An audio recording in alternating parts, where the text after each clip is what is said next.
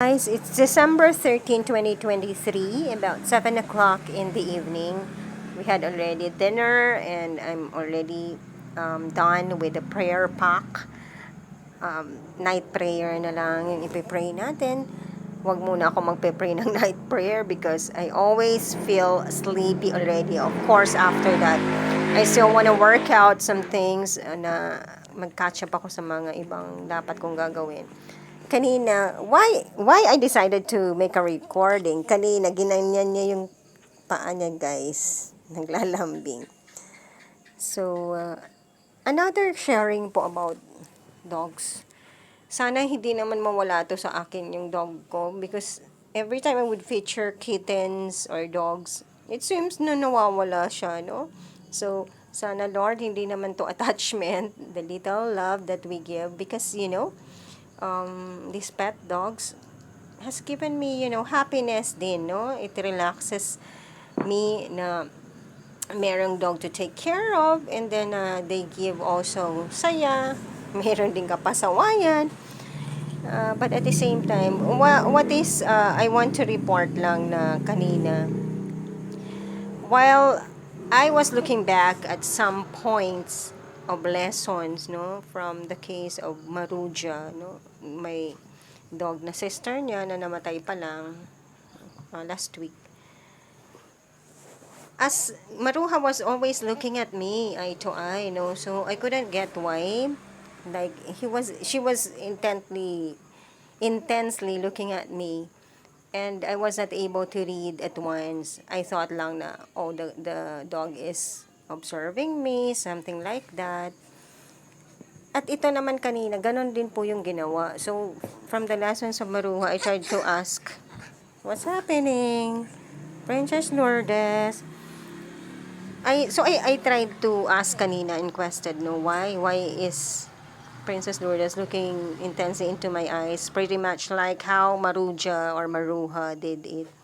And you know what, guys? I was able to get that she's trying to tell me that, Mom, don't make me, just go out of the gate because the same thing daw is gonna happen to her. Na mabundulan daw. Sabi ko, no naman, Lord, please. And then another one is that parang nagsasabi siya na is okay that I put her on leash, no? Na lagyan ng tali.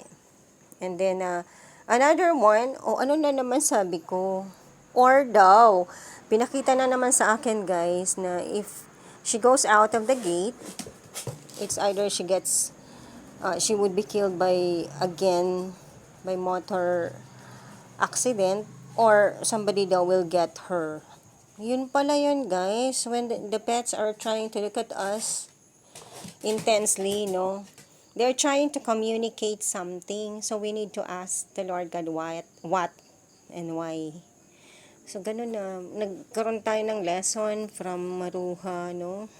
Kung ano yung mga nangyayari. That's why, tinitingnan ko talaga pag nakalabas na siya, nako, hanap agad po tayo.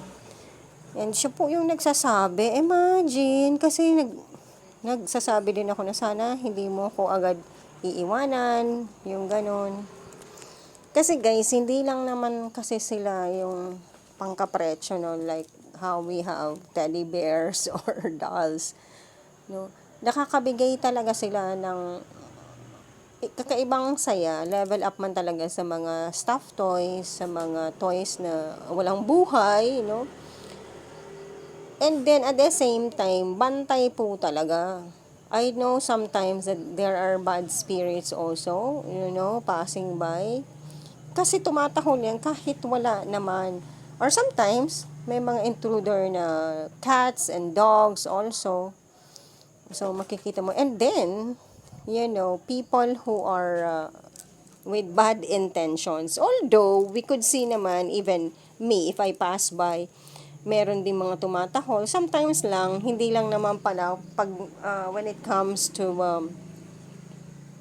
mga tao. Hindi lang naman yung may bad intentions. But, just merely being people who are non-familiar. Sana ganun, guys. No? Hindi lang yung Pero sa akin kasi, yung prayers ko with my dogs, sana, tingnan ko nga kung sino yung may bad intention who comes, no? So, pero completely, hindi naman siguro basihan yun. But I was able to observe lang that the dogs sometimes also hindi rin tumatahol. Ako nga pag pumasok, 'di ba, tinatahol din nila ako. But more of like, "Mommy, where did you go?" Parang miss na miss, yung parang ganun. Iba naman yung tahol na alam nilang may bad intention, no? So yun. One story comes into mind to share at this point, no, apostolically and spiritually.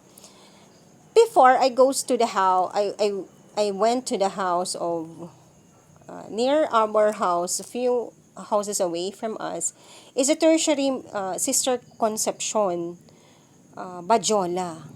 Bajola din pala yun.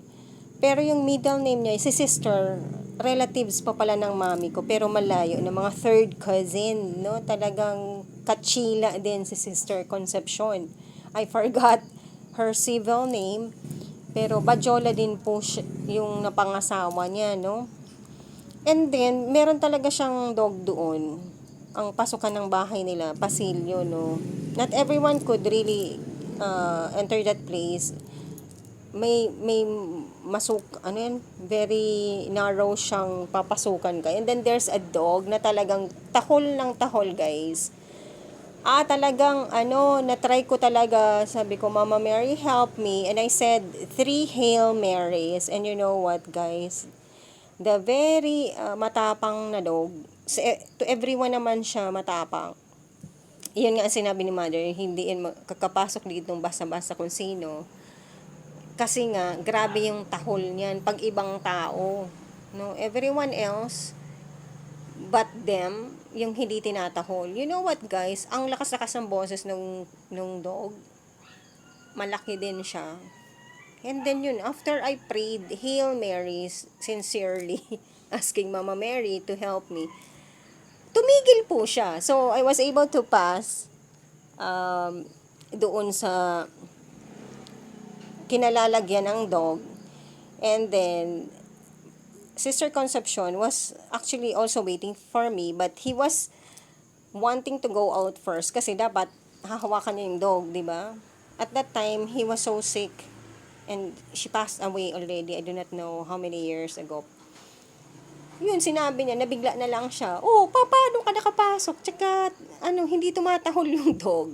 Yun, sinabi ko, Mother, I prayed so much from the heart and I asked Mama Mary to help me. And when I prayed 3 Hail Marys, the dog became tame and silent. And practically, parang ganito nga yung ginawa, na nahiga pa siya. And sabi ni Mother, it's the first time, I call her Mother kasi tita ko pa yun. It's the first time na ganun ang nangyari, na hindi member ng family nila and household ang nakatawid dun sa kinaroroonan ng dog para makalampas na walang tahol-tahol talaga. At matapang daw yung dog na talagang if you insist, kakagatin ka. Ganon. Diba, Princess Lourdes? Princess Lourdes? Sleepy na yan, Princess Lourdes na yan. Kanina sabi ko, hindi ka na muna mag-bath kasi mainit siya, ganyan. Tapos maya guys, nag-okay na yung temperature niya. Sabi ko, magbabath ka. Because I'm gonna take a bath na, sabi ko. Afternoon na nga yun eh. Parang nagaganon siya. Parang pinapakita sa akin, guys, na nagnanad siya. She wants it also kasi 2 days na siyang hindi naligo. Yan, sinasabi ko talaga sa kanya na may amoy na tayo. But it's okay, Mommy also smells eh. And also the breath. Sometimes if nakakalabas siya, syempre dog yan. Meron po minsan dyan, hindi ko alam kung saan po nanggagaling, na may mga rotten, flattened bodies of toads, no? Mga palaka. At gustong-gusto nila ang baho, syempre, ng amoy, no? Kasi, na yun, patay na yun, and obviously, na flattened lang. Ibig sabihin, nasagasaan po ng mga cars. And nandito na po, nakukuha nila dito sa loob ng property.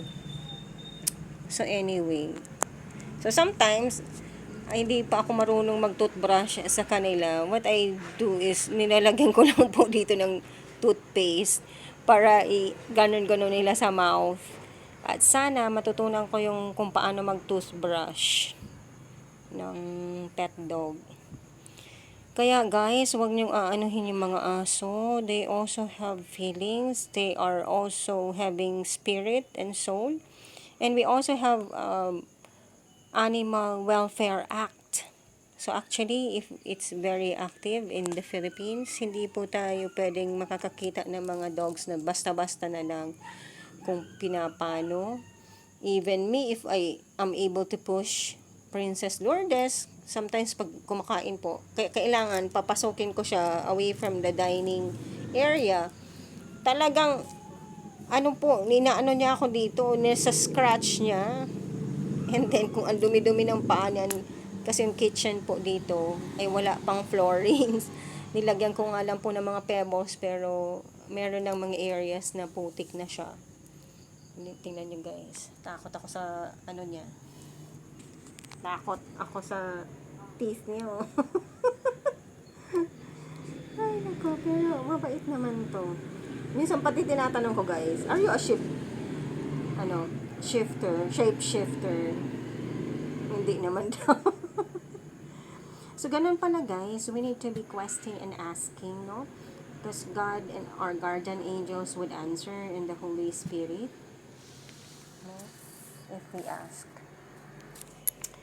So, ayan guys. Ayan lang yung reflection natin for today and a revelation of the effectiveness of asking the Blessed Mother for help and, fervent prayers of the Hail Mary. So, at this point, so okay pa yung recording natin, no? At least hindi pa napuputol. So, squeeze in ko yung isang experience ko rin. I told this already to other people. When I given care to my sister, Maria Irene, who passed away already, 2014, 4 months after my mom passed away. Hindi po siya tinatablan nung anesthesia. The anesthesia was not working and effective because he had a big wound under her left foot. No? Ang laki ng sugat, guys.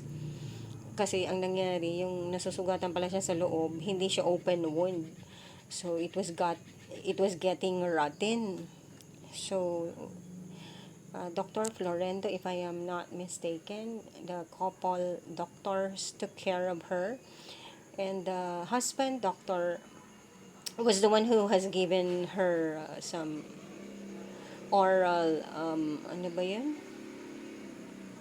Yung mawala yung sakit. I forgot the name. Like Ponstan and Alaxan. Oral. Tapos malalakas na daw yun. Hindi po siya nag-i-effect. And then he came over with a injectable pain reliever. Yun, pain reliever.